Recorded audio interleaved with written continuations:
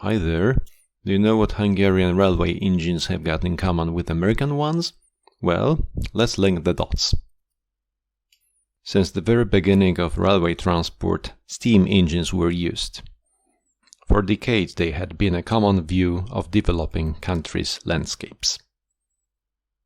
They were huge, noisy, and produced a lot of smoke and steam. This way, wild American West was conquered in mid-19th century, and finally two coasts were linked by rail. Before the advent of electric railways, diesel engines were introduced. The first diesel engines were widely introduced in the US in mid-1930s of the 20th century. Their design was closely connected to so-called streamline, which was widely popular at the time, found in architecture, transatlantic cruisers, cars, or even household equipment. But let us go back to railway engines. In 1937, an American syndicate of General Motors and Electromotive Diesel launched so-called E model, nicknamed bulldog nose after its shape.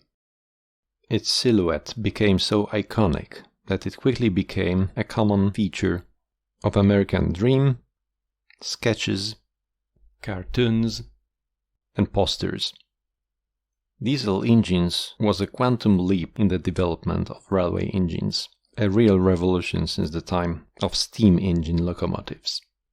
They were so popular and reliable that their licensed manufacturing was developed worldwide in such countries as Australia, India, where they managed pretty well under harsh conditions.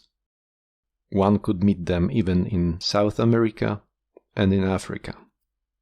What is interesting, their slightly modified, redesigned versions were also produced in Europe. At the turn of 1950s and 1960s, a Swedish manufacturing company, MAV, introduced a model adjusted in a better way to European conditions.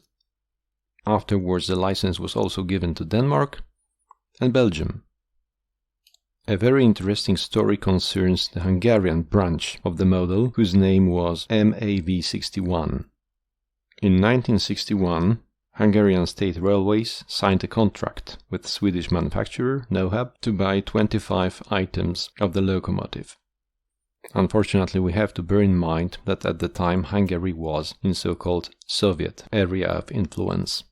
When Soviet leaders learned about the contract, they got infuriated and made Hungarians break it. Instead, the Soviets made Hungarians buy Soviet-made models of locomotive, which was more politically correct at the time, and nobody cared about ecology. So Hungarians had to buy Russian model Sergei and paid the Swedes for 25 engines, getting only 20 of them as a penalty.